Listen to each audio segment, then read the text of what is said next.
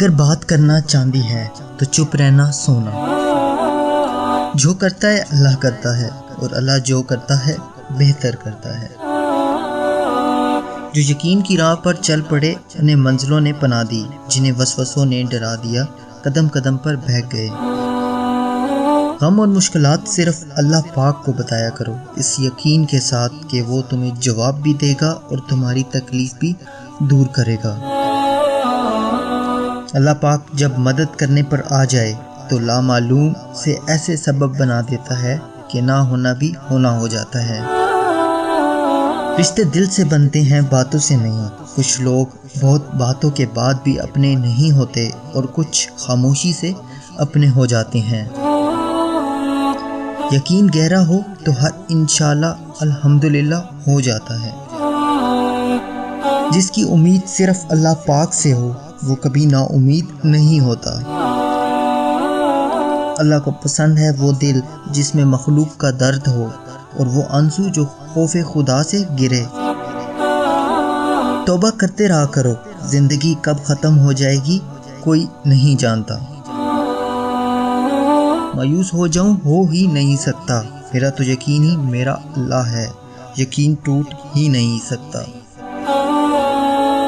فکر نہ کریں لوگ بھول جائیں گے، اللہ نہیں بھولتا آپ کی نیکی نہ لوگوں کی زیادتی۔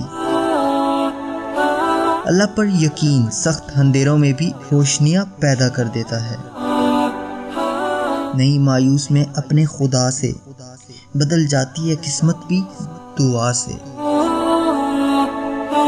مایوس وہ ہوتا ہے جو اللہ پر یقین نہیں رکھتا، اور محروم وہ ہوتا ہے جو اللہ کی نعمتوں کا شکر ادا نہیں کرتا۔ ٹھوکر بھی انہی کو لگتی ہے جن کو رب نے تھامنا ہوتا ہے۔ یقین ایسا ہو کہ سامنے سمندر ہو اور تم کہو کہ نہیں میرا رب راستہ بنائے گا۔ اللہ کے آگے جھکو، اللہ کسی کے آگے جھکنے نہیں دے گا۔ ہم گناہ ایسے کرتے ہیں جیسے وہ دیکھ نہیں رہا، وہ معاف ایسے کرتا ہے جیسے اس نے دیکھا ہی نہیں۔ توبہ ایسا دروازہ ہے جو موت کی ہچکی تک کھلا رہتا ہے۔ دعا ایسا عمل ہے جو تقدیر کو مات دے سکتی ہے۔ ضمیر ایسا ساتھی ہے جو ہمیشہ حق کی راہ دکھاتا ہے۔ میری مشکلوں سے کہہ دو میرا اللہ بہت بڑا ہے۔ محبت اگر عیب دیکھتی تو اللہ پاک کبھی ہماری طرف نہ دیکھتا۔ رب کے عشق میں ایک مقام وہ بھی آتا ہے کہ دعا تو دور کی بات ہے، انسان صرف سوچتا ہے اور رب نواز دیتا ہے۔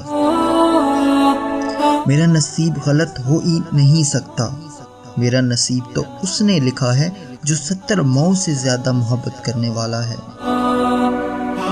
کیوں میں امید کا دامن چھوڑ دوں، معجزے مشکلوں میں ہوتے ہیں۔